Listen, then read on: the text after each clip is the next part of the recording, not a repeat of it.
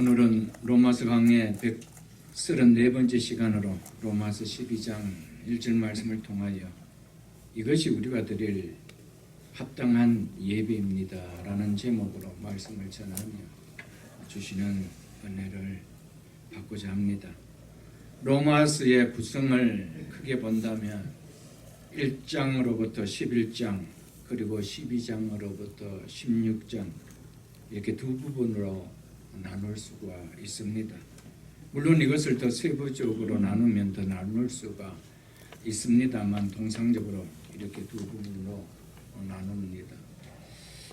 앞부분인 1장에서 11장은 기독교의 중요한 구원 교리를 담고 있는 부분이라면 뒷장인 12장으로부터 16장은 이 구원 교리를 깨달아 하나님의 자녀된 그리스도인들의 실천을 담고 있는 부분입니다. 물론 로마서 마지막 장인 16장은 서신을 끝맺는 인사 부분입니다. 이렇게 본다면 12장으로부터 15장까지가 실천의 내용이라 할 수 있습니다. 이처럼 로마서는 교리와 실천 부분으로 구성되어 있는 성경입니다. 구원 교리는 하나님께서 우리 인간을 구원하시기 위하여 행하신 일을 말합니다. 실천은 하나님께서 우리를 위하여 행하신 일을 깨달은 그리스도인이 해야 할 일이 무엇인지를 말해 줍니다. 물론 교리와 실천적인 가르침이 이원론으로 구분될 수 있는 것은 결코 아닙니다. 실천은 교리로부터 자연스럽게 나오는 결과이기 때문에 복음 자체를 교리와 실천으로 나누어 말하기보다 연결되는 하나로 보는 것이 더 자연스럽습니다. 그러므로 만일 구분을 짓는다라면 복음의 본질을 훼손하는 것이 될 것입니다. 나는 구원의 교리는 잘 깨달아 알고 있어 라고 하는데 깨달은 그 실천이 따라지지 못한다라면 결코 그 사람에게는 교리는 지식일 뿐이지 교리가 우리에게 가져다 주는 능력은 되지 못한다는 겁니다. 그렇기 때문에 복음 자체를 교리와 실천으로 구분한다는 것 자체가 모순이죠. 그러나 우리가 어떻게 살아야 될지는 이제 알아야 되니까 그것을 말하고 있을 뿐이라는 것입니다. 교리의 목적은 그 진리를 믿는 우리로 하여금 바로 그 교리가 요구하는 삶을 살 수 있게 하는 데 있습니다. 왜냐하면 기독교는 단순히 하나의 가르침이 아니라 하나의 삶이기 때문입니다. 성경이 교리로 끝나지 않고 실천을 말하고 있는 것은 교리가 말하는 것만큼이나 실천이 중요하기 때문이며 실천 교리로부터 자연스럽게 나오는 실천은 교리로부터 자연스럽게 나오는 결과이기 때문입니다. 실천면을 시작되는 12장 1절로 2절은 12장과 13장, 14장, 15장의 서론에 해당되는 부분이라 할 수 있는 내용입니다. 그렇기 때문에 12장 1절로 2절 서론 부분에 해당되는 이 말씀은 참으로 중요한 내용입니다. 그래서 1절과 2절을 함께 살펴보면 좋겠지만 그 내용의 중요성을 살펴볼 때 오늘은 1절만 전하고 다음 시간에 2절 말씀을 전하도록 하겠습니다. 본문 1절을 다시 한번 보겠습니다. 그러므로 형제들아 내가 하나님의 모든 자비하심으로 즉 긍휼하심으로 너희를 구원하노니 너희 몸을 하나님이 기뻐하시는 거룩한 산제사로 드리라. 이는 너희가 드릴 영적 예배니라. 여기서 그러므로라며 실천 부분은 시작되고 있습니다. 즉 12장은 그러므로라는 접속사로 시작되고 있는데 이는 1장으로부터 11장에서 보여주신 하나님께서 우리를 구원하시기 위하여 행하신 일들을 깨달은 자들이라면, 그런 우리는 이제 어떤 삶을 살아야 한다는 것이 마땅하지 않겠느냐라는 이런 의미를 담고 하는 시작이 바로 그러므로라는 단어입니다. 즉 그리스도인이 어떤 존재인지 아는 자라면, 구원을 받았다는 이 복을 아는 자라면 이런 의미죠. 그렇다면 어떻게 살아야 될 것인가, 이것을 이야기해 주고 있습니다. 그래서 바울은 그러므로 형제들아 내가 하나님의 모든 자비하심으로 너희를 구원한다라고 하였던 것이었습니다.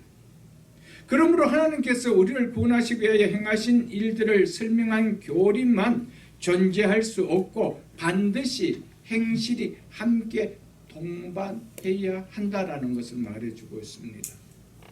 영원한 생명을 누리는 바른 구원의 교리는 벅찬 감격으로 인해서 필연적으로 구원받은 자의 삶 속에서 그 모습을 드러내기는 마련이라는 겁니다.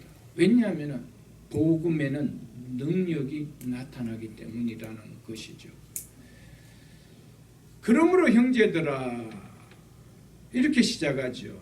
사도 바울은 로마 교회에 있는 성도들을 향하여 형제들이라고 부르고 있습니다. 바울은 자신과 동일한 하나님의 은혜로 같은 동일한 구원을 받은 자들이기에 이렇게 부른 것이었습니다. 그런 형제들에게 그러므로 내가 하나님의 모든 자비하심으로 너희를 구원한다라며 너희가 이렇게 살아야 됨을 내가 권한다라고 하고 있다라는 겁니다. 사도 바울은 11장까지 죄인인 우리를 구원하기 위해 행하신 하나님의 놀라운 일을 하나님의 모든 자비하심, 즉 하나님의 모든 긍휼하심이라는 한마디에 담아 표현하고 있습니다. 여기서 자비하심으로는 권면하는 수단을 가리키는 것이 아니라 권면의 근거를, 즉 권면의 원천을 가리키는 말입니다. 그러므로 여기서 자비하심으로라는 말은 구원받은 그리스도인들이 그렇게 행해야 될 이유와 근거가 여기 있기 때문이라고 말하고 있는 것입니다. 사도 바울은 그리스도인들은 하나님의 자비하심을, 즉 하나님의 긍휼하심을 얻은 자로 묘사하고 있죠. 그리스도인은 하나님의 자비하심을 얻은 자입니다. 그렇지 않다면 어느 누구도 구원을 받을 수가 없었기 때문입니다. 죄인인 우리가 구원받은 것은 하나님의 자비하심, 하나님의 긍휼하심의 결과인 것이죠. 기독교의 모든 구원 교리는 하나님의 자비하심에서, 하나님의 긍휼하심에서 나온 하나님의 은혜였다라는 것을 우리는 잘 알고 있을 것입니다. 자비란, 즉 긍휼이란 받을 자격이 없는 자에게 동정을 베푸는 하나님의 은혜를 가리키죠. 모든 사람은 본질적으로 죄 아래 있기에 어느 누구도 하나님께 구원을 요청할 권리가 없었습니다. 이런 상태에 있는 우리를 구원하시기 위하여 사랑하는 독생자를 십자가에 내어주기까지 놀라운 자비를, 놀라운 긍휼을 하나님께서 우리를 위하여 나타내 주셨습니다. 그러므로 하나님의 자비하심을 라고 표현한 최고의 표현은 바로 죄로 말미암아 하나님의 진노의 형벌을 피할 수 없었던 우리를 구원하기 위하여 하나님께서 우리를 대신하여 그 죄의 형벌을 사랑하는 독생자 예수 그리스도에게 십자가에서 그 진노의 형벌을 다 쏟으시고 우리에게 영원한 생명을 주신 일일 것입니다. 하나님의 자비하심, 하나님의 긍휼하심의 최고의 표현은 바로 이것입니다.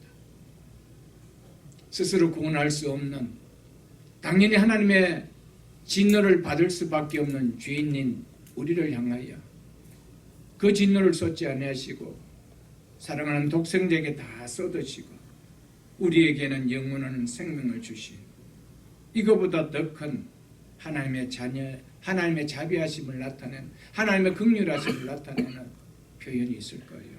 없을 것입니다. 그래서 바울은 내가 하나님의 모든 자비하심으로 너희를 구원한다라고 했던 것이었습니다. 바로 이 말은 하나님의 모든 자비하심으로 구원받은 그리스도인은 이러한 유의 삶을 살아야 한다라기에, 그래서 내가 구원한다라고 하고 있습니다. 그리스도인의 삶의 실천은 무엇보다도 하나님과 원수된 죄인들을 위해 사랑하는 독생자를 내어주시고 오래 참고 기다리신 하나님의 자비하심에 대한 반응에서 시작된다라는 사실입니다. 내가 무엇 때문에 무슨 결과로 구원받았는지를 안다라면 그것이 하나님의 자비하심으로, 하나님의 긍휼하심으로 말미암아 내가 구원받은 자인 것을 내가 안다라면 우리의 삶의 출발은 바로 거기에서 나온다는 사실입니다. 그렇지만 하나님의 자비하심과 하나님의 긍휼하심으로 말미암아 구원을 받았다라는 것은, 이 하나님의 은혜가 나에게 임하여 구원을 받았다는 것이 와닿지 않는다라면 하나님의 모든 자비하심으로 너희를 구원한다는 이 말이 전혀 나에게는 와닿지 않습니다. 왜냐하면 나와는 상관없는 이야기이기 때문에 나는 하나님의 자비하심을, 하나님의 긍휼하심을, 그래서 하나님의 은혜로 구원받은 자라는 것이 와닿지 않는 자에게 어떻게 바울은 하나님의 모든 자비하심으로 내가 너희를 구원한다라고 그렇게 이야기할 수 있을까요? 이것은 바로 구원받은 하나님의 백성은 하나님의 자비하심에 전제하고 있기 때문에 바울은 하나님의 모든 자비하심으로 내가 너에게 권한다라고 하였던 것이었습니다. 바울은 자비하심에 근거로 하여 우리의 몸을 살아있는 제물로 하나님께 드릴 것을 이어서 권고하지요. 이는 구원받은 자의 삶에 대한 권고입니다. 즉 성화에 대한 권고입니다. 하나님의 자비하심으로 말미암아 구원받은 백성이라면 어떻게 살아야 되는가? 이게 바로 성화지요. 성도가 어떻게 살아야 되는가? 성화를 이야기하고 있는 내용입니다. 이처럼 하나님의 자비하심은 하나님이 원하시는 일에 우리로 하여금 수동적인 아닌 능동적인 삶이 될 수 있도록 요청한다는 것입니다. 하나님의 자비하심, 하나님의 긍휼하심으로 하나님의 은혜의 결과로 구원을 받은 백성에게는 수동적이 아닌 능동적으로 살아갈 것을 권고한다는 겁니다. 자동적으로, 수동적으로 그렇게 사라지는 것이 아니고 우리 속에 사라질 수 있도록 하나님은 요청하고 있다라는 사실입니다. 하나님을 기쁘시게 하는 삶을 드러내는 원천은 나에게 임한 하나님의 자비와 이 긍휼이기 때문에 이것이 나로 하여금 능동적인 삶을 살게 만들어준다는 겁니다. 그러나 하나님의 자비하심과 하나님의 긍휼하심을, 즉 로마서 1장으로부터 11장까지 구원의 결과가 뭐냐? 우리에게 구원이 임할 수 있었던 결과가 뭐냐? 그건 하나님의 은혜가 아니냐? 하나님의 은혜는 바로 하나님의 자비하심, 하나님의 긍휼의 결과인데, 그렇다면 이 은혜를 받은 우리가 어떻게 살아야 되는 것은 능동적으로 나온다는 겁니다. 그러나 이것이 와닿지 않으면 하나님께서 이렇게 사시오라는 것은 항상 너무 큰 부담으로 느낍니다. 이것만 없으면 신앙생활 잘할 것 같은데 라는 마음이 들어요. 아니요. 이것이 있어야 신앙생활을 잘하는 것이죠.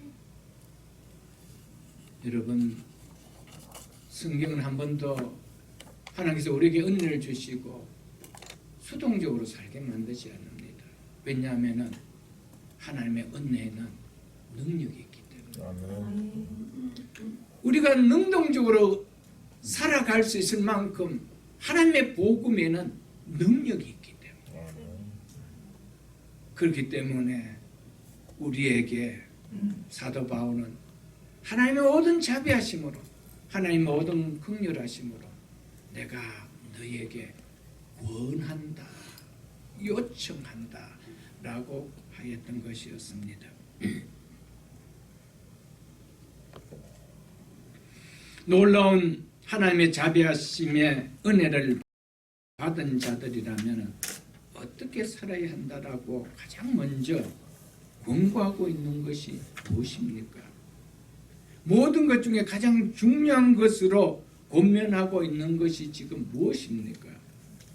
너희 몸을 하나님이 기뻐하시는 거룩한 산 제사로 드리라. 이 삶을 살아가는 권고입니다. 너희 몸을, 이 몸은 어떤 몸입니까? 하나님의 자비하심과 하나님의 긍휼하심을 깨닫지 못할 때에, 즉 믿지 않을 때에 그 몸으로 살던 그 몸 아닙니다. 이제 하나님의 자비하심과 하나님의 긍휼하심으로 구원받은 이후에 누리는 이 몸을 이야기합니다. 그 몸으로 하나님이 기뻐하시는 거룩한 산 제사를 드리라 라고 권고하죠. 그러면서 이것은 너희가 드릴 영적 예배라고 말하고 있습니다. 예배는 바로 하나님의 자비하심으로 하나님의 긍휼로 구원받은 그리스도인의 본질이라는 것을 우리에게 말해줍니다. 하나님의 은혜로 값없이 구원받은 여러분과 저의 인생과 삶의 본질은 바로 예배에 있다라는 것을 우리에게 말해줍니다. 예배는 그리스도인의 존재를 드러내주는 것입니다. 그러므로 그리스도인에게 있어서 삶의 최우선 순위는 바로 예배입니다. 그리스도인에게 있어서 예배는 그래서 결코 형식이 되어질 수가 없습니다. 의미가 없는 습관적인 행위가 되어질 수가 없습니다. 예배는 그리스도인의 본질을 나타내는 것이기 때문입니다. 그러므로 예배의 삶이 있느냐 없느냐, 이것이 자신이 하나님의 긍휼로 구원을 받은 그리스도인인지 아닌지를 드러내주는 것이 될 수 있습니다. 넌 크리스찬에게 하나님께 드리는 예배의 삶이라는 것이 있을까요? 너희 몸을 하나님이 기뻐하시는 거룩한 산 제사로 드리라는 이 요청을 하나님의 긍휼을 통하여 구원받지 못한 그들에게 이 권고가 들어갈 수 있을까요? 없습니다. 그래서 이것이 너희가 드릴 영적 예배라고 하는 것은 바로 예배는 하나님의 긍휼하심으로 구원받은 자인 그리스도인의 본질을 드러내주는 것이라는 것을 우리에게 말해주고 있습니다. 성경 한 곳을 보겠습니다. 성경 제일 마지막 성경인 요한계시록 4장을 한번 보겠습니다. 요한계시록 4장. 요한계시록 4장 9절로 11절 말씀을 보겠습니다. 요한계시록 4장 9절로 11절 말씀입니다. 그 생물들이, 이 생물들은 보좌 가까이 있는 천사들을 가리키는 말입니다. 이 지금 요한계시록 4장 9절로 11절 말씀은 요한계시록 4장과 5장은 천상에서 드리는 예배를 기록한 내용입니다. 그 생물들이, 즉 보좌 가까이 있는 천사들이 보좌에 앉으사 세세토록 살아계시는 이에게, 즉 하나님이시죠, 하나님에게 영광과 존귀와 감사를 돌릴 때에 24장로들은 구원받은 모든 성도들을 대표하는 표현입니다. 보좌에 앉으신 이 앞에 엎드려 세세토록 살아계신 이에게 경배하고 자기의 관을 보좌 앞에 들이며 이르되 우리 주 하나님이여 영광과 존귀와 권능을 받으시는 것이 합당하오니.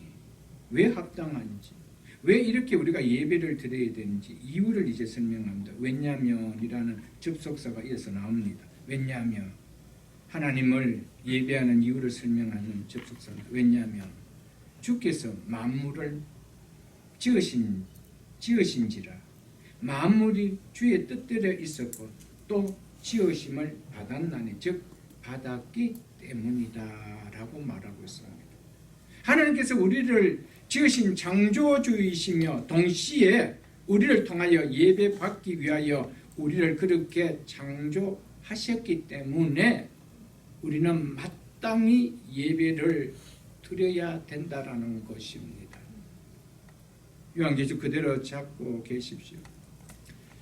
웨스트민스터 신앙 고백서는 인간은 하나님을 영화롭게 하고 그를 영원토록 즐거워하도록 지음을 받았다라고 말하고 있습니다. 하나님의 형상으로 지음받은 인간은 창조주 하나님을 예배하도록 목적되어 있습니다. 그럼에도 불구하고 죄로 말미암아 인간의 본성이 부패한 탓에 지음받은 이 목적이 깨어져 버린 것이었습니다. 그러나 성령으로 말미암아 그리스도 안에서 하나님의 형상이 회복되면 창조의 목적이 회복되어지는 것입니다. 그래서 하나님을 예배할 수 있는 능력이 그 심령 속에서 새롭게 일어나는 것이죠. 왜냐하면 우리를 그렇게 창조했기 때문이었습니다.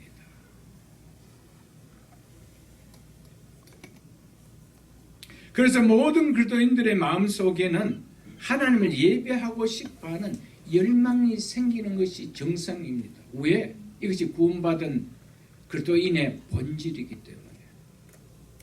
깨어졌던 하나님의 형상이 회복되어질 때 이제는 하나님 앞에 예배 드릴 수 없었던 자가 예배 드리고 싶은 열망이 일어나는 겁니다. 그래서 구원받은 그리스도인만이 예배를 드릴 수 있는 거예요. 아무리 많은 사람들이 예배 시간에 몰려온다 하더라도 예배는 하나님의 자비하심으로 긍휼하심으로 구원받은 자만이 드릴 수 있는 거예요. 왜냐하면 예배는 구원받은 자의 본질이기 때문에 구원받지 않은 자에게는 예배가 일어날 수가 없는 거예요. 그래서 그 옆에 있는 5장을 또 한번 보겠습니다. 요한계시록 5장을 보겠습니다. 11절로 14절을 보겠습니다. 요한계시록 5장 11절로 14절입니다. 내가 또 보고 들으며 보좌와 생물들과 장로들 둘러선 많은 천사의 음성이 있으니 그 수가 만만이요 천천이라. 큰 음성을 이르되 죽임을 당하신 어린 양은 능력과 부와 지혜와 힘과 존귀와 영광과 찬송을 받으시기에 합당하도다 하더라. 내가 또 들으니 하늘 위에와 땅 위에와 땅 아래와 땅 바다 위에와 또 그 가운데 모든 피조물들이 이르되 보좌에 앉으신 이와 어린 양에게 찬송과 존귀와 영광과 권능을 세세토록 돌릴지어다 하니 내 생물들이 이르되 아멘 하고 장로들도 엎드려 경배하더라라고 했습니다. 여기에서는 예배가 무엇인지를 우리에게 말해주고 있습니다. 예배는 바로 하나님의 가치를 인정하지 않으면 드릴 수 없는 것이 예배다라는 것을 말해주고 있습니다. 그래서 죽임 당하신 어린 양의 능력과 부와 지와 힘과 존귀와 영광과 찬송을 받으시기에 합당하도다라고 하면서 십자가에 죽임 당하신 예수 그리스도 그분의 가치를 인정할 때에만이 예배가 나올 수 있다라는 겁니다. 예배의 내용이 뭡니까? 그분을 높이고 감사와 영광을 돌리는 찬양 아닙니까? 감사와 영광을 돌리는 찬양은 그도의 인격과 그분이 이루신 사역의 가치를 인정할 때 나오는 겁니다. 그렇기 때문에 구원의 가치를 모르는데, 구원의 은혜의 그 가치를 모르는데 예배라는 것이 드려질 수 있을까요? 자리에 앉을 수는 있을지는 몰라도 드려질 수는 없습니다. 예배는 가치를 인정할 때 나오는 것이 예배이기 때문입니다. 날 구원해 주신 하나님의 은혜의 가치를 알 때 예배가 드려지는 거예요. 날 구원해 주신 예수 그리스도의 십자가의 그 은혜를 내가 알 때 예배가 드려지는 거예요. 가치를 알 때 그 가치의 영광을 돌리는 것은 너무나 당연한 것입니다. 그것이 예배라는 겁니다. 그렇기 때문에 바울은 하나님의 모든 자비하심으로 1장으로부터 11장까지 드러낸 하나님의 모든 자비하심으로 긍휼하심으로 너를 구원하는데, 그 구원하는 첫 번째 고민이 뭐라는 겁니까? 예배라는 거예요. 왜요? 내가 그 가치를 알지 않느냐. 예배는 하나님의 가치를 알 때, 예수 그리스도의 가치를 알 때, 삼위 하나님의 그 가치를 알 때, 우리에게 주신 그 은혜의 가치를 알 때 너무나 자연스럽게 일어나는 겁니다. 그것이 예배입니다. 사랑하는 성도 여러분, 그렇기 때문에 나에게 예배가 있다는 것은 나는 그리스도인이라는 거예요. 나는 하나님의 자비하심을 아는 자라는 거예요. 하나님의 긍휼하심을 입은 자라는 거예요. 이것을 우리에게 나타내 주는 것입니다. 로마서 1장을 보겠습니다. 본문 앞인 로마서 1장을 보겠습니다. 18절로 21절을 보겠습니다.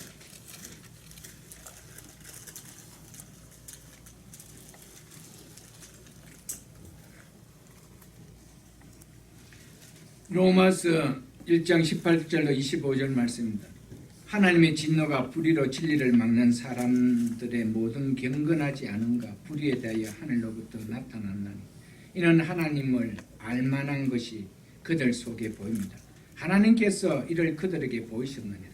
창세로부터 그의 보이지 아니하는 것들 곧 그의 영원하신 능력과 신성이 그가 만드신 만물에 분명히 보여 알려졌나니, 그러므로 그들이 핑계하지 못할지니라. 하나님을 알되 하나님을 영화롭게도 아니하며 감사하지도 아니하고 오히려 그 생각이 허망하여지며 미련한 마음이 어두워져서 스스로 지혜 있다나 어리석게 되어 썩어지지 않은 하나님의 영광을 썩어질 사람과 새와 짐승과 기어다니는 동물 모양의 우상으로 바꾸느니라. 그러므로 하나님께서 그들의 마음을 정욕대로 더러움에 내버려 두사 그들의 몸을 서로 욕되게 하게 하셨으니, 이는 그들이 하나님의 진리를 거짓 것으로 바꾸어 피조물을 조물주보다 더 경배하고 섬기듯 주는 곧 영원히 찬송하실 이로다. 아멘. 자, 이 말씀 잘 보십시오. 이처럼 세상 사람들이 하나님의 진노 아래 있는 이유가 무엇인지를 그것을 이야기해 주고 있습니다. 모든 피조물 안에 하나님의 영원하신 능력과 신성이 분명하게 드러나 있음에도 불구하고 그들은 하나님의 가치를 분명하게 안다라고 얘기했습니다. 분명히 보여 핑계하지 못한다라고 했습니다.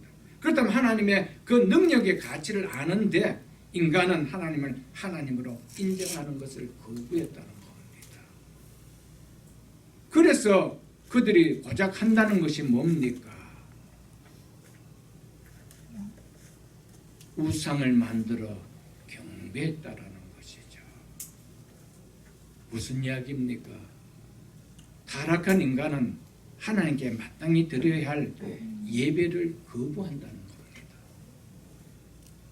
그렇기 때문에 예배가 일어났다라는 것은, 내 마음속에서 예배 드리고 싶음이 일어났다라는 것은 하나님의 형상이 회복되었다 이 말입니다. 우리가 이렇게 지음을 받은 자이기 때문에 이 지음 받은 자로 다시 회복되었다라는 것이죠.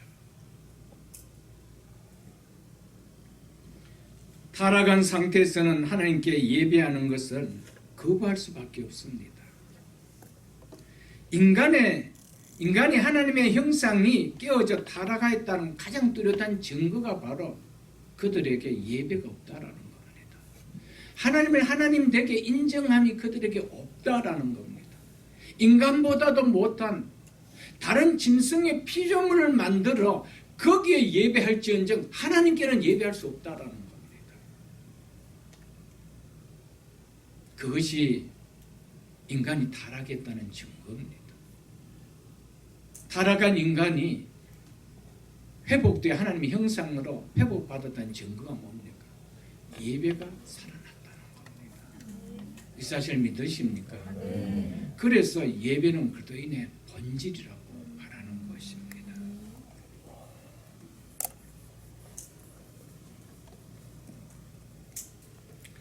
이처럼 하나님의 자비하심을 하나님의 긍휼하심을 깨닫지 못하는 타락한 아담 안에 있는 자들은 하나님께 예배하는 자의 삶을 절대로 살 수 없습니다. 예배하는 자리에는 나올지는 모르겠지만은 예배가 드려질 수도 없고 예배의 삶은 사라질 수가 없습니다. 이것이 확연하게 다릅니다. 가인도 아벨처럼 예배의 자리는 나왔습니다. 예배를 드리는 흉내는 내었지만 그 삶은 예배의 삶은 아니었습니다. 동생을 죽이는 악함을 드러냈던 삶이었습니다. 자리에는 나올 수가 있어요. 형식은 취할 수 있어요. 그러나 삶은 사라질 수 있는 것이 아니라는 겁니다.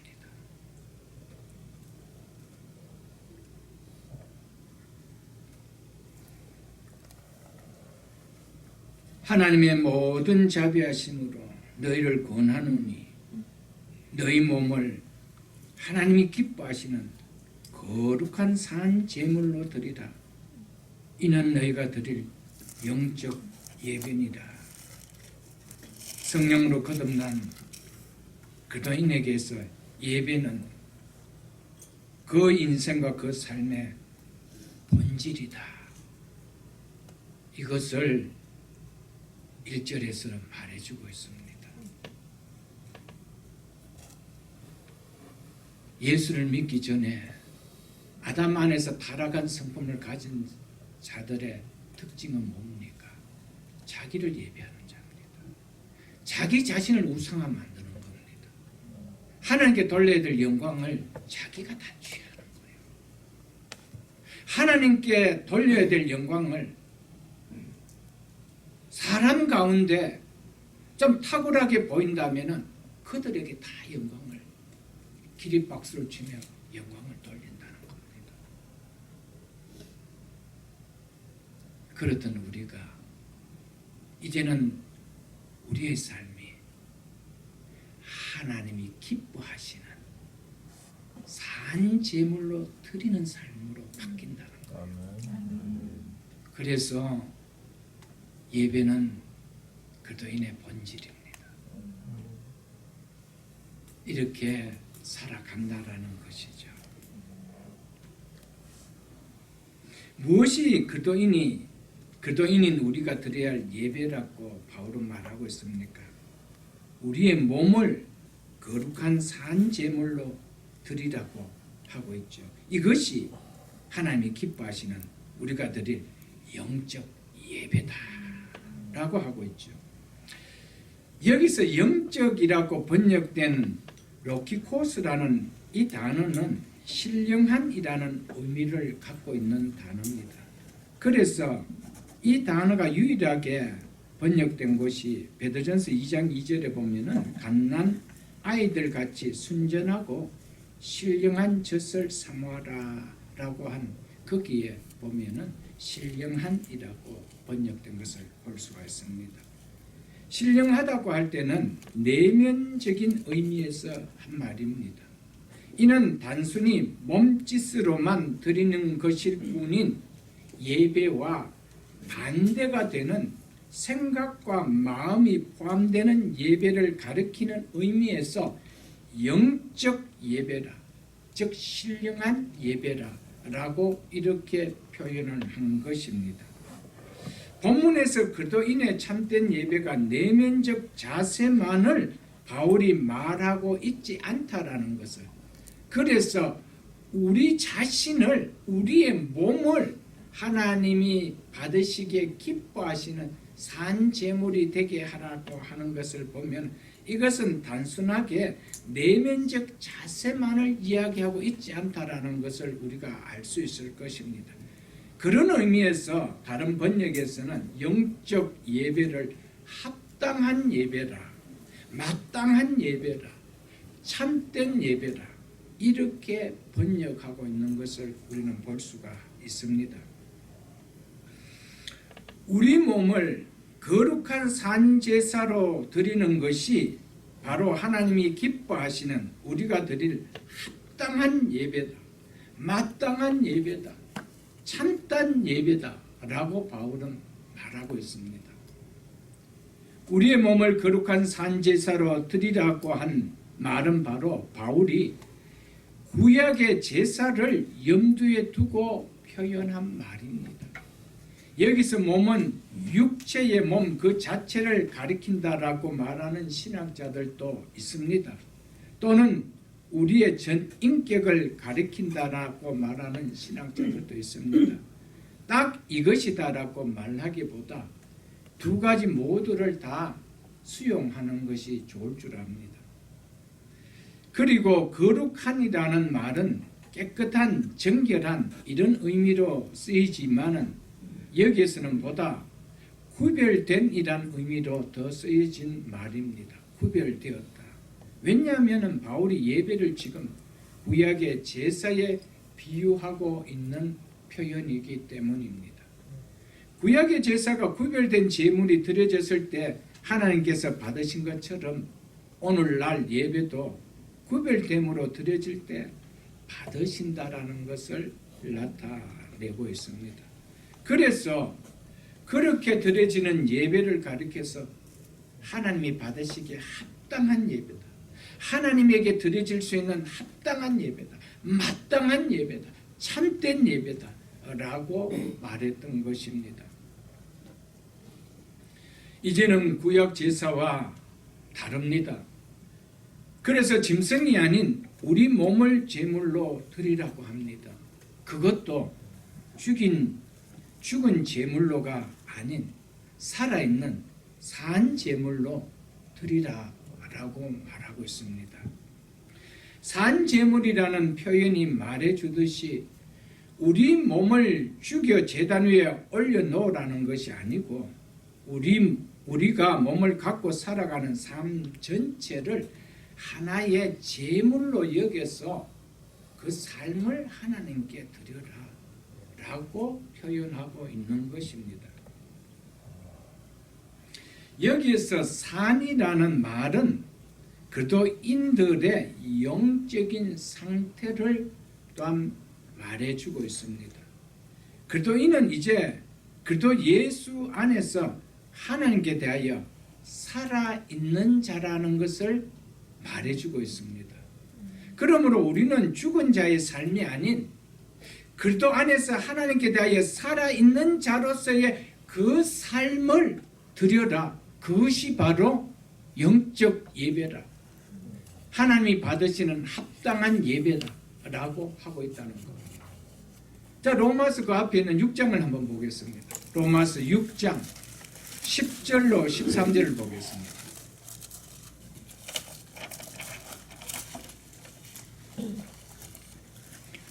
로마서 6장 10절로 13절 말씀입니다.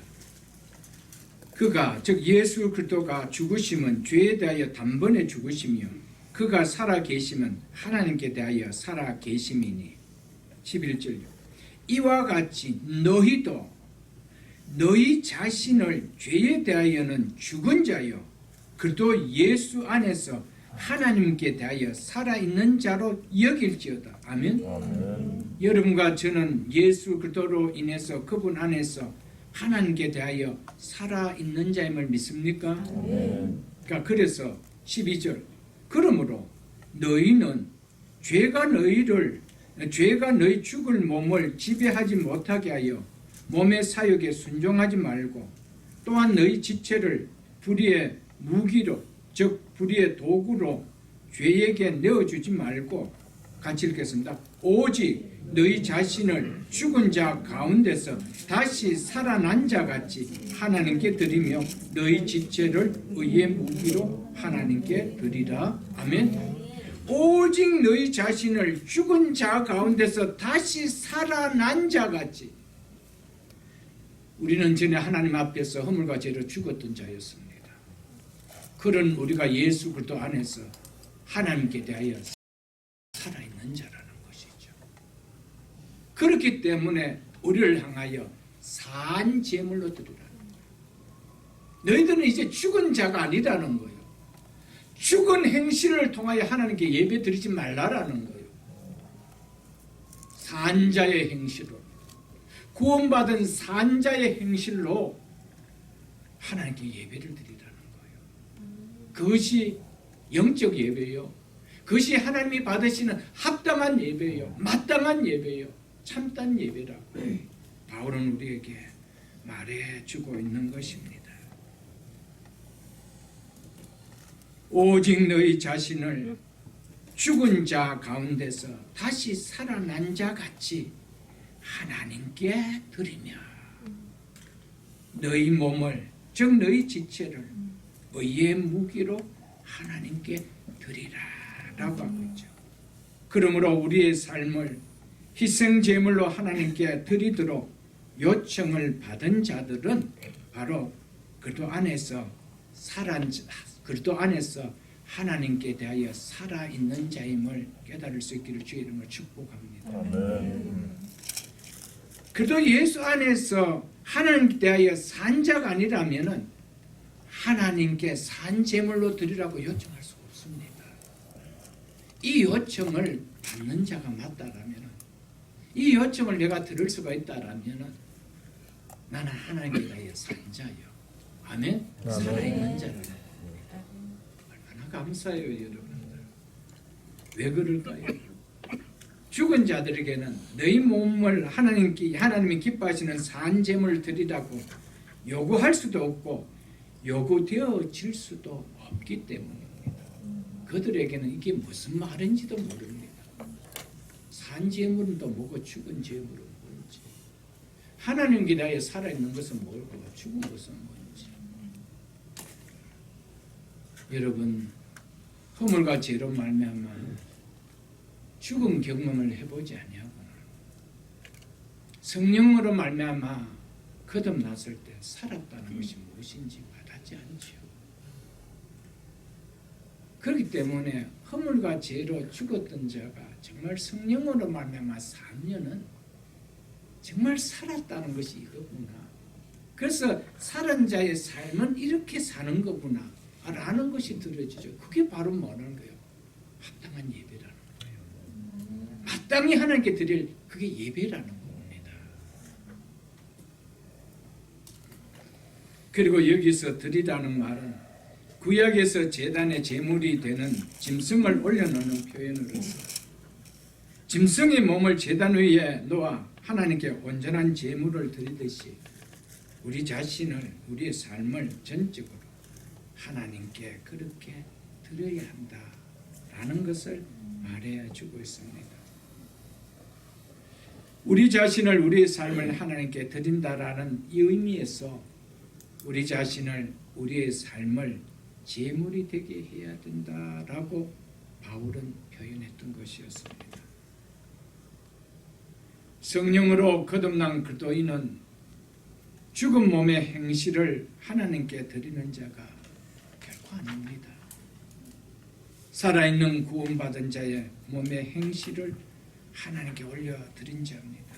그래서 오직 너희 자신을 죽은 자 가운데서 다시 살아난 자 같이 하나님께 드리며 너희 몸을 너희 지체를 의의 무기로 하나님께 드리라 라고 했던 것 아닐까요?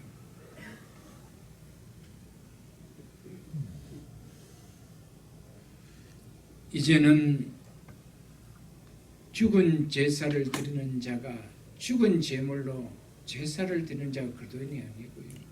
그리스도인은 살아있는 자신의 몸을 가지고 그 삶을 통하여 하나님께 예배 드리는 자라는 것을 말해주고 있습니다.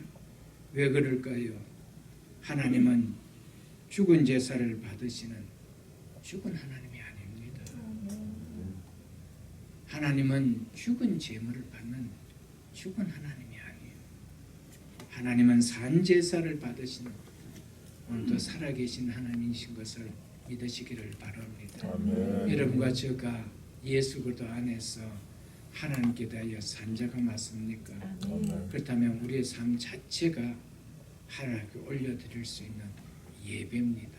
왜요? 그분은 살아계시기 때문에. 그래서 고린도전서 6장을 한번 보겠습니다. 고린도전서 6장 신약성경 269쪽입니다. 신약성경 269쪽. 고린도전서 6장 19절 하반절로 20절을 보겠습니다. 고린도전서 6장 19절 하반절로 20절 보겠습니다. 너희 자신의 것이 아니라 값으로 산 것이 되었은즉 값으로 산 것이 되었으니 그런즉 너희 몸으로 하나님께 영광을 돌리라. 아멘. 왜냐하면 우리는 예수 그리스도 안에서 하나님께 대하여 산 자이기 때문에 예수 그리스도의 그 보혈을 통하여 우리를 하나님의 자녀로 삼으신 것이 되었기 때문에 그런즉 너희 몸으로 하나님께 영광을 돌리라. 죽은 행실로는 살아계신 하나님께 영광을 돌릴 수가 없습니다. 예수 믿기 전과 같은 죽은 행실, 그 행실로는 하나님께 올려드릴 수 있는 예배가 되어줄 수가 없습니다. 예수 그리스도 안에서 산자같이 산자의 행실로 살아가는 그 삶을 가지고 하나님께 영광을 돌리는 것이 예배라고 말하고 있습니다. 그 뒤에 있는 10장도 한번 보겠습니다. 10장 31절을 보겠습니다. 그런즉 너희가 먹든지 마시든지 무엇을 하든지 다 하나님의 영광을 위하여 하라라고 하고 있습니다. 우리의 몸을 가지고 그 몸이 무엇을 먹든지 무엇을 마시든지 그 지체로 무엇을 하든지 다 하나님의 영광을 위하여 하라라고 하고 있습니다.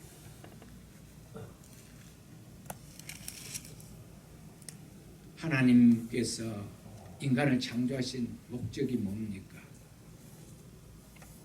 하나님을 영화롭게 하고 영원토록 그를 즐거워하도록 하기 위하여 우리를 지으셨기 때문에 이제 우리가 예수 그리스도로 말미암아 하나님의 형상이 회복되어졌다면 하나님을 영화롭게 하는 하나님께 영광을 돌리는 삶을 우리에게 요구하실 수가 있기에 이렇게 말씀하고 계시는 것입니다.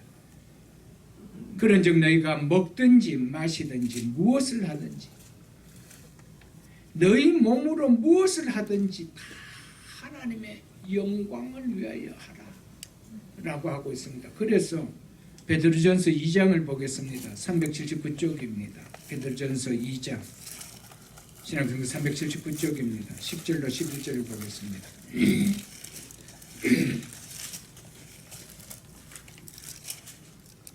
베드로전서 2장 10절로 11절입니다. 너희가 전에는 백성이 아니더니 이제는 하나님의 백성이요 전에는 긍휼을 얻지 못하더니 이제는 하나님의 긍휼을 얻은 자니라. 믿으십니까? 그래서 11절에 이렇게 이야기합니다. 사랑하는 자들아 거름인과 나그네 같은 너희를 구원하노니 영문을 거슬러 즉 영혼을 대적하여 싸우는 육체의 정욕을 저하라 라고 하고 있죠.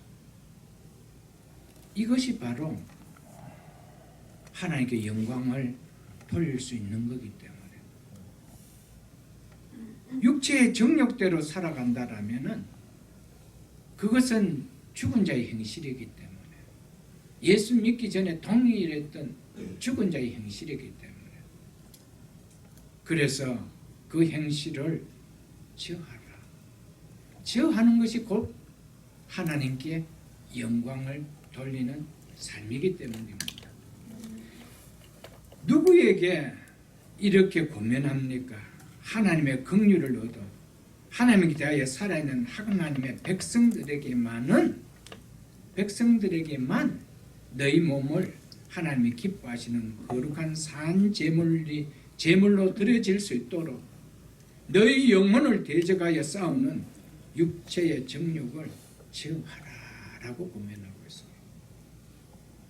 너희가 전에는 하나님의 백성이 아니요 이제는 하나님의 백성이요 전에는 하나님의 긍휼을 얻지 못하더니 이제는 하나님의 긍휼을 얻은 자가 아니냐. 그렇다면 권면할 수 있다라는 거예요. 그렇다면 너는 이렇게 살아야 된다라는 거예요. 우리는 성도들 간에 공동체 안에서 믿음이 좋다 이런 표현을 참 많이 하죠. 저분 참 믿음이 좋다. 우리 그런 표현을 많이 합니다. 때로는 참 성령 충만하다. 성령 충만한 삶을 사신다. 이런 말을 우리가 많이 합니다. 그 말은 결국 육체의 정욕을 넉넉하게 제어할 때 나타나는 말입니다. 믿음이 좋은데 육체의 정욕을 제어하지 못하고 산다. 성령 충만한데 육체의 정욕을 제어하지 못하고 산다. 그 말이 되지 않는 거예요. 여러분. 믿음이 좋다는 것은 뭡니까? 결국 육체의 정욕, 육체의 행실을, 죽은 행실들을 제어함이 자꾸 많아지는 거예요. 우리의 삶 자체가 하나님이 받으시는 거룩한 삶이 되어갈 수 있도록 더 많이 우리를 다듬어 가는 거 아니에요, 여러분? 믿음은 참 좋은데 행실은 달라진 게 하나도 없어. 똑같아. 예수 믿기 전과 달라진 것이 없어.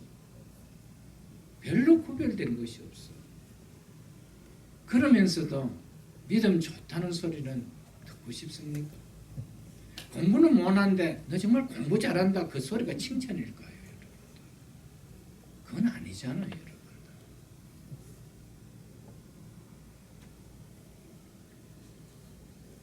사랑하는 성도 여러분, 우리가 아무개 장로님, 아무개 권사님, 아무개 목사님, 아무개 집사님 믿음 좋다는 말은 곧 우리의 삶의 현장에서 표현되어져야 된다는 거예요. 이것은 공동체 안에서가 아니고 곧 내가 살아가는 삶의 현장 속에서, 가정에서, 일터에서, 생업에서, 기업 속에서, 직장 속에서, 사람들과 만나는 이 커뮤니티 속에서 나타나야 된다는 것이죠.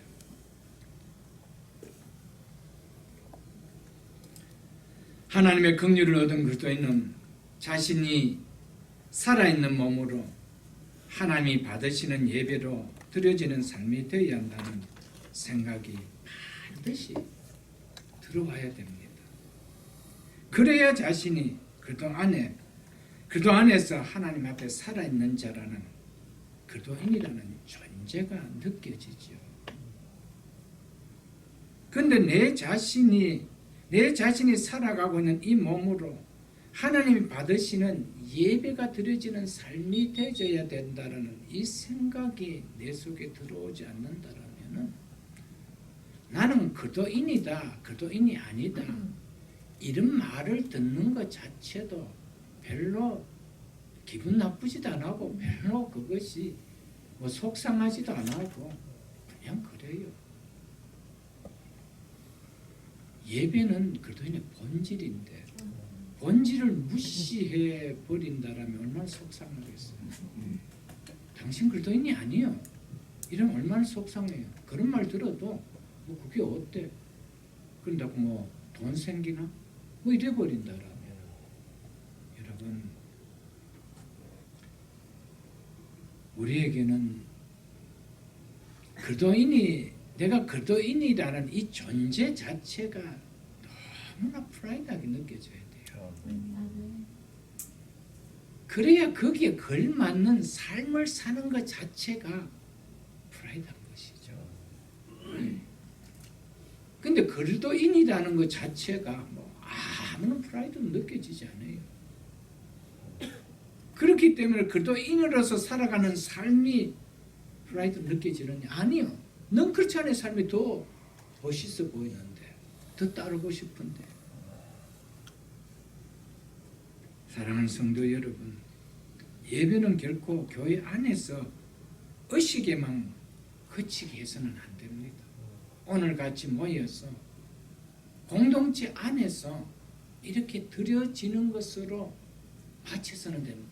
그 예배가 아니라는 겁니다.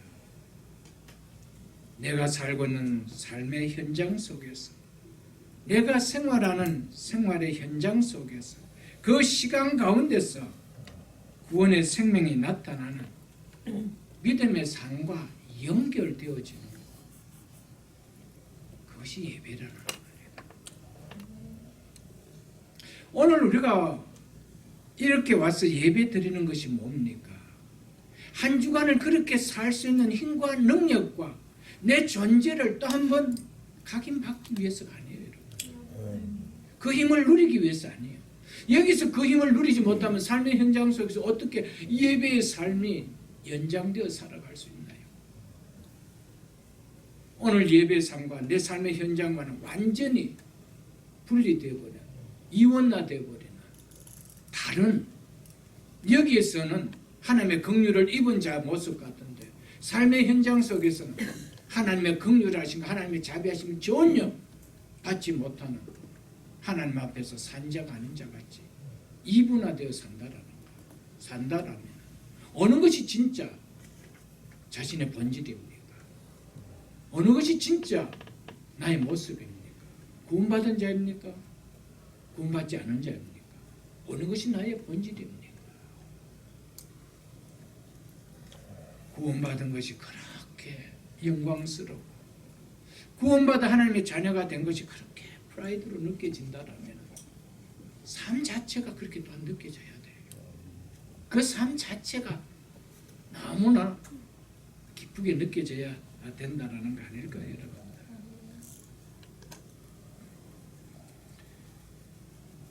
구약시대 예배는 주로 희생제사, 속죄제사로 이루어졌습니다.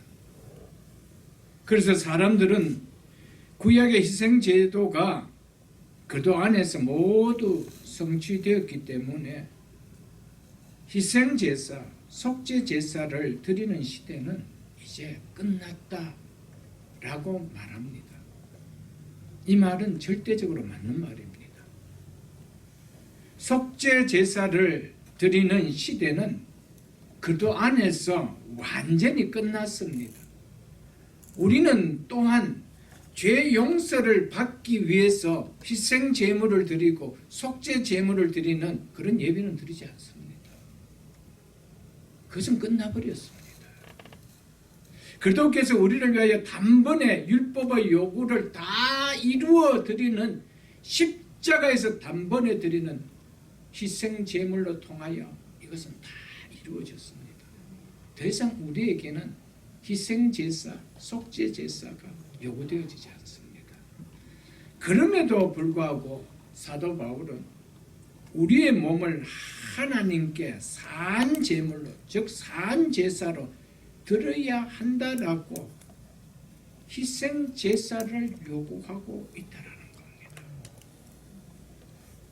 그러면서도 이것이 우리가 드릴 영적 예배다, 합당한 예배다, 마땅한 예배다, 참된 예배다 하고 있다라는 겁니다. 이런 의미에서 신학자 R.C. 스프롤은 엄격하게 말해서 희생제사는 지금도 계속된다. 우리는 우리의 삶을 송두리째 바쳐 하나님께 경배 제사를 드려야 한다라고 그는 말했습니다.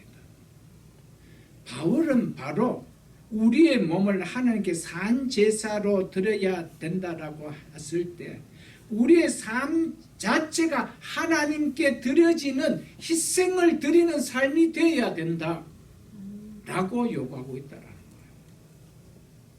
하나님께서는 우리를 위하여 사랑하는 독생자 예수 그리스도를 통하여 당신의 몸을 갈기갈기 찢고 마지막 피 한 방울까지 물까지 다 쏟아는 희생 제사를 드렸고 그 희생 제사를 통하여 하나님 앞에 산자가 된 우리가 어떤 희생도 드리지 않는 삶을 산다라면 그것은 아니라 이 말이에요.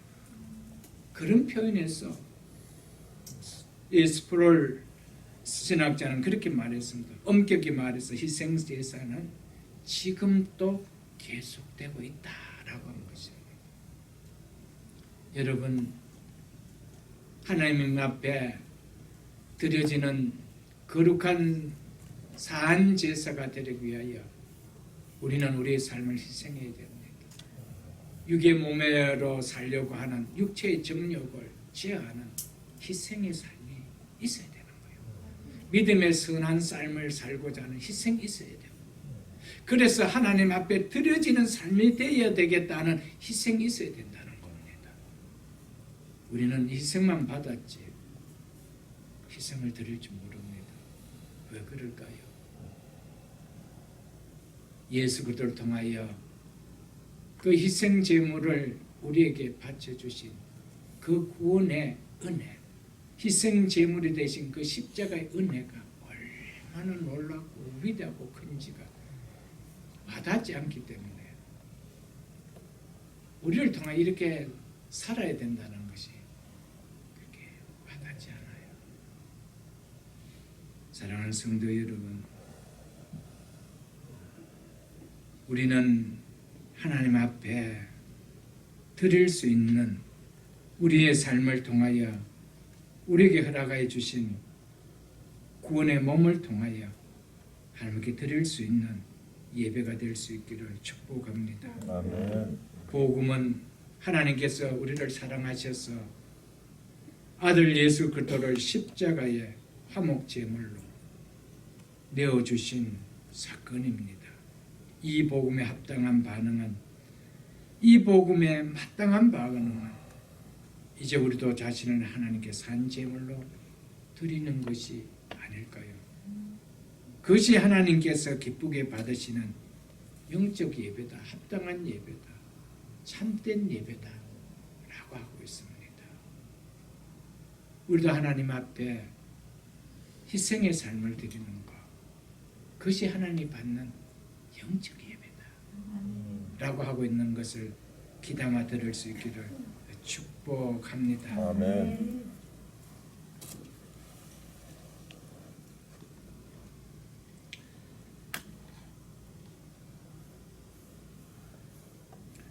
우리의 삶 자체를 거룩한 제물로 올려드리는 것, 이것이 구원받은 백성이 마땅히 드려야 할 예배의 방식이라고 바울은 말하고 있습니다. 우리는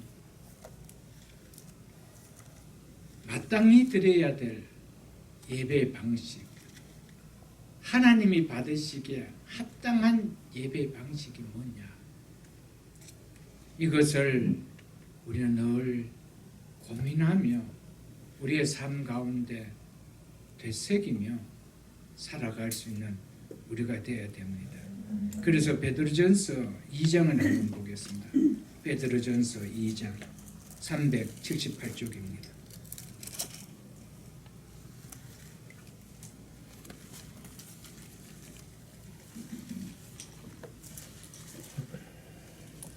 사랑하는 성도 여러분, 우리의 일상의 삶과 하나님 향한 예배가 분리될 수가 있다라면 바울은 너희의 몸을 하나님이 기뻐하시는 거룩한 산 제물로 드려라.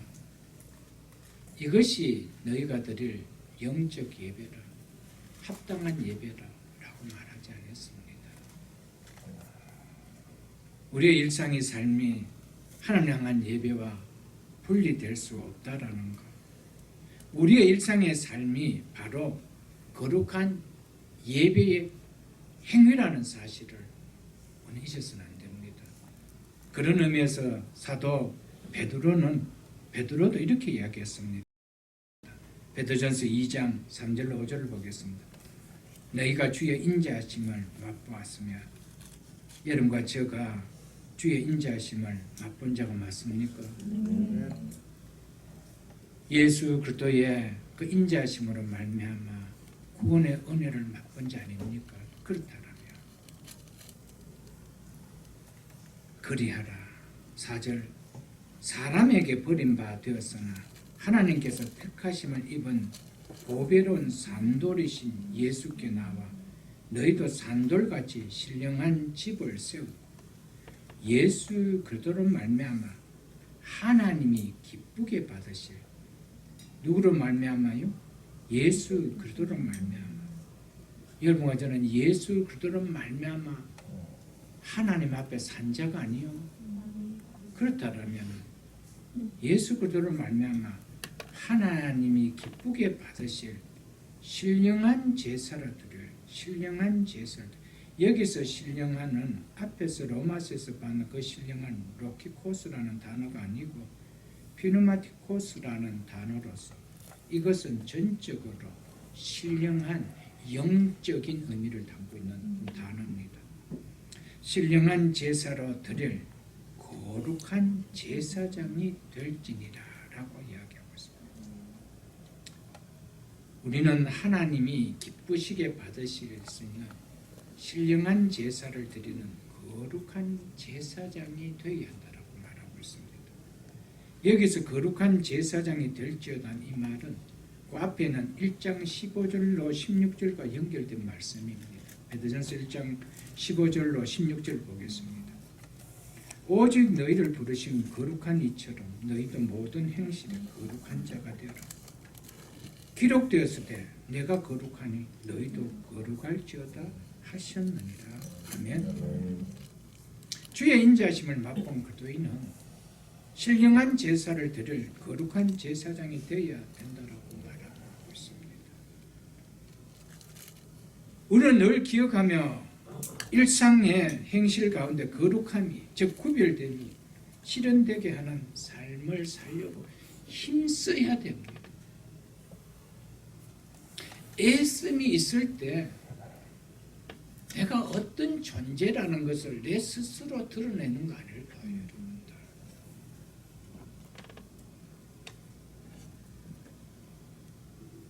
사랑하는 성도 여러분, 성경이 이렇게 말씀하고 있는 것은 그리스도인의 삶은 거룩하면 좋지만 그렇지 않아도 어쩔 수 없는 것이지 않느냐 라는 생각으로 살아도 괜찮다라고 했으면 이런 말씀 기록하지도 않았습니다.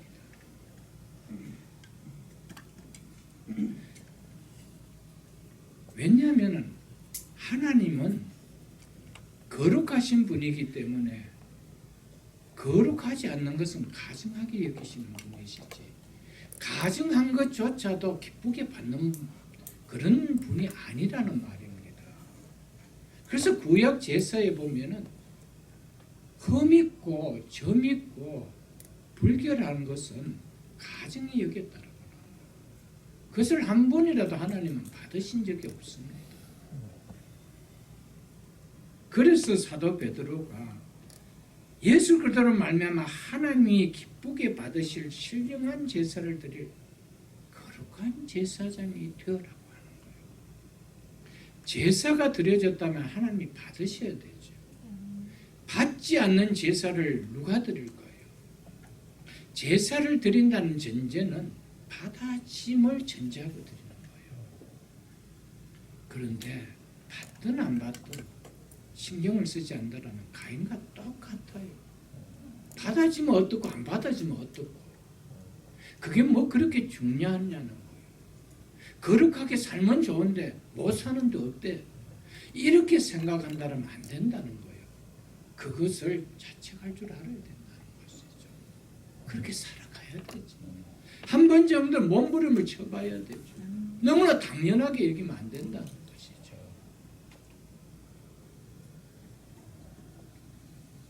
사랑하는 성도 여러분, 우리는 우리의 삶이 하나님 받으시기 기뻐하시는 예배자의 삶이 되도록 애써야 됩니다. 이것은 수동적이 아니고 능동적이기 때문에 우리에게 권면하고 있는 거예요. 요청하고 있는 거예요. 자동으로 그렇게 사라지는 것이 아니고 은혜가 누려지지 않으면 사라지기 아니기 때문에 그래서 너희가 그 은혜를 받지 않느냐, 그래서 하나님의 모든 자비하심을 내가 너희를 권한다라고 하고 있는 거예요. 여러분과 저는 하나님의 긍휼하심으로 구원받은 자가 아닙니까? 동일하게 저도 그 심령으로 권면합니다. 여러분에게 요청합니다. 이렇게 사시라고요. 이게 복되다고요. 하나님이 받으실 때 하나님은 결코 꿀꺽하시는 어른이 아니요. 그런 분이 아니요. 하나님은 당연히 받으셔야 될 것을 받으심에도 불구하고 네가 나를 존중히 여기구나 라며 나도 너를 존중히 여기 주시겠다는 거예요. 그래서 예배자의 삶을 사는데 불행하게 사라지는 거 아니에요. 거기에는 희생이 있기 때문에 하나님은 희생을 희생으로 두지 않습니다. 사랑하는 성도 여러분, 하나님 앞에 받은 은혜를 생각하며 이렇게 사는 것이 가장 복된 삶인 줄 알고 살아갈 수 있는 우리 모두가 다 될 수 있기를 주님의 이름으로 축복합니다. 일상으로 나의 삶을 만들어가는 내 삶의 지체들이, 내 몸의 이 지체들이 하나님께 드려지는 모습이 될 수 있도록 우리는 날마다 힘쓰며 살아가야 합니다. 오늘과 같은 우리의 영혼을 멍들게 하는 죄악 문화가 곳곳에 가득한 세상에 사는 우리의 눈이, 우리의 귀가, 우리의 입술이, 우리의 손과 발이 거룩한 제물이 될 수 있도록 힘써야 됩니다. 우리의 혀가, 우리의 입이 거룩한 제물이 될 수 있도록 힘써야 됩니다. 그래서 말도, 우리의 입으로 들어가는 음식도 우리는 구별해야 될 줄 알아야 됩니다. 우리의 손과 발이 거룩한 산 제물이 될 수 있도록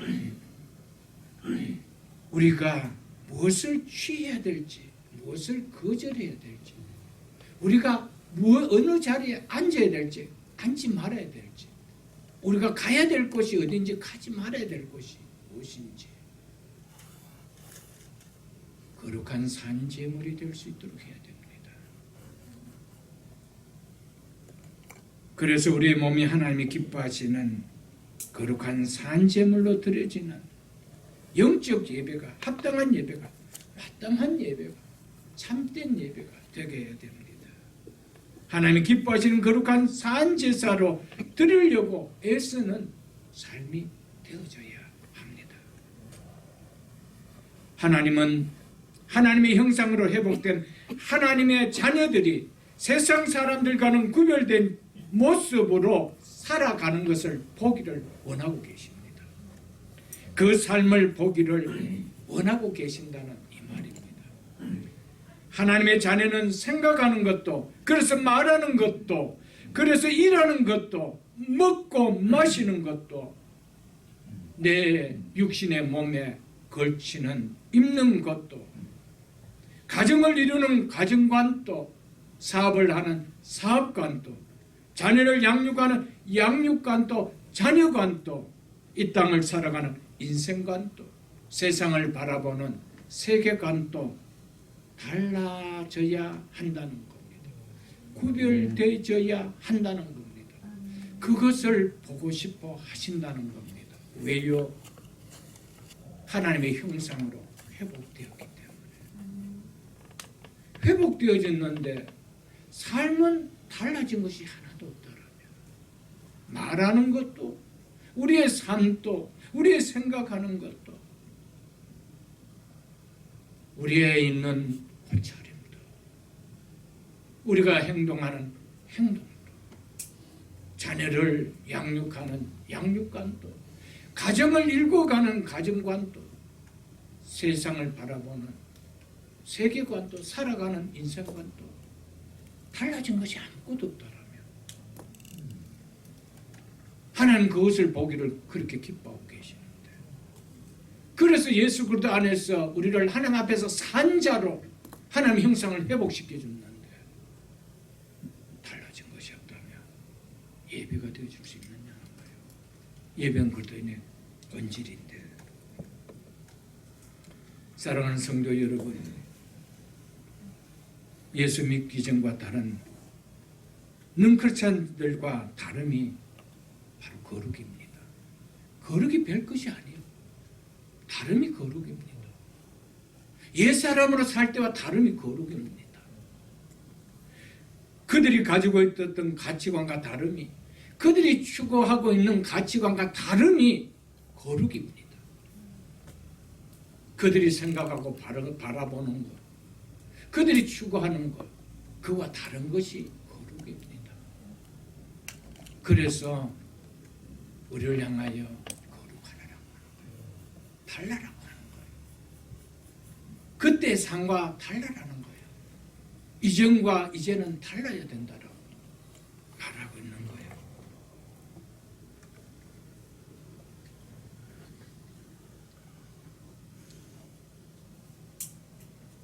그래서 이어지는 본문의 2절에서 우리가 드릴 영적 예배가, 합당한 예배가 무엇인지 설명하는 말로 이렇게 이야기하고 있잖아요.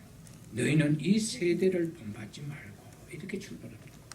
이 세대를 본받지 말라라는 것은, 이 세대를, 전에 살았던 그 세대, 이 세상의 방식 그대로 살아가지 말라라는 거예요.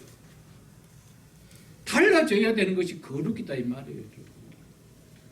그래서 이 세대를 본받지 말고 하나님의 선하시고 기뻐하시고 온전한 뜻이 무엇인지 분별하도록 하라. 분별하며 사는 것, 그게 거룩이라는 거예요. 이게 거룩입니다. 거룩이 거창한 것이 아니에요, 여러분들. 다름이 거룩인 거예요. 구별됨이 거룩이라는 겁니다. 이런 변화된 삶을 담아 드리는 예배가 영적 예배라고 말하고 있습니다. 하나님께 마땅하게 드려야 할 예배라고 이야기하고 있습니다. 하나님이 받으시는 합당한 예배라고, 참된 예배라고 말하고 있다는 것입니다. 이 사실을 가슴에 담을 수 있기를 주의 이름으로 축복합니다. 아멘. 오늘날 우리 시대의 예배는 예배를 단순히 교회 의식에 예속된 한 부분으로만 생각하게 만드는 경우가 너무 많습니다. 그래서 주어진 날, 주어진 시간에 예배를 드리는 것으로 우리는 예배를 다 마쳤다라고 생각합니다. 예배는 드리는 겁니다. 예배는 한 주간 내가 어떻게 살아온 그 삶을 하나님께 드리는 겁니다. 하나님, 한 주간도 하나님 은혜 속에서 살았습니다. 그래서 감사를 담아 올려드리는 게 예배가 아닌가요, 여러분? 그래서 그렇게 살지 못했을 때 살지 못하고 왔습니다. 용서해 주옵소서. 이렇게 예배 드리는 거 아닌가요, 여러분?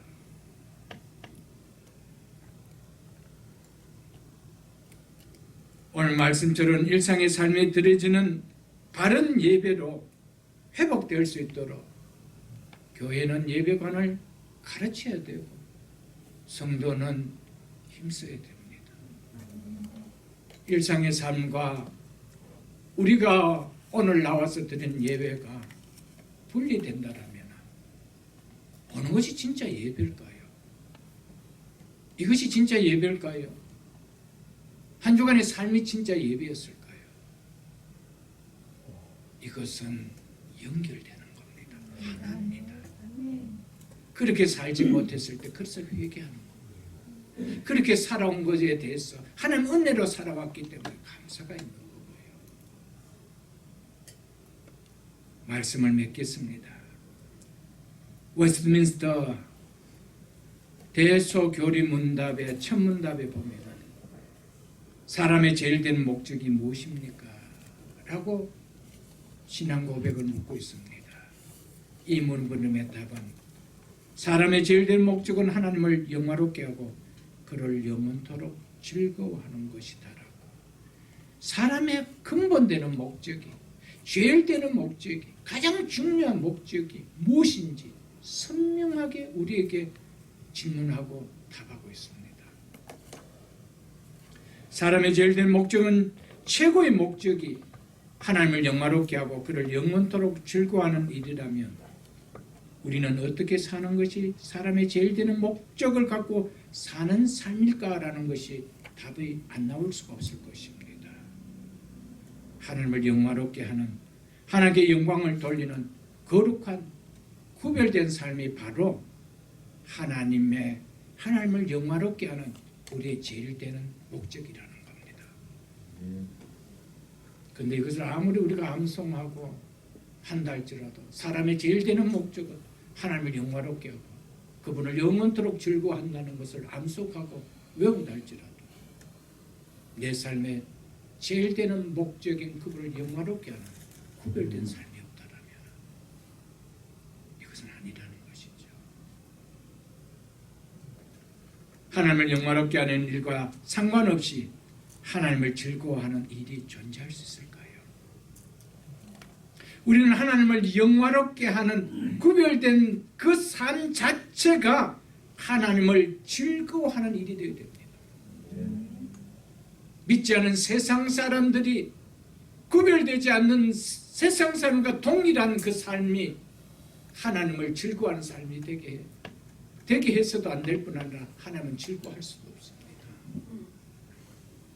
사랑하는 성도 여러분, 구별될 삶을 통하여 하나님께 영화롭게 하며 그 영화롭게 하는 그 삶 자체를 내가 즐거워할 줄 아는 이것이 그리스도인의 하나님께서 우리를 존재케 하신, 우리를 구원하여 주신 목적인 것을 깨닫고 우리의 남은 인생 속에 이것이 우리가 드릴 합당한 예배입니다라는 오늘의 말씀의 제목처럼 우리의 삶은 예배의 삶이 그리스도인의 본질인 것을 알고 그냥 시간에 잠시 몸만 왔다 가는 것이 예배가 아니라 우리의 일주일 삶 전체가 우리의 몸을 통하여 우리의 자신을 통하여 하나님께 구별된 삶이 예배인 줄 알고 남은 인생 속에 그렇게 삶을 통하여 내가 하나님 앞에 살아있는 자라는 그 증명을 드러내는 기뻐할 수 있는 우리의 모든 삶이 다 될 수 있기를 주님의 이름으로 축복합니다. 주시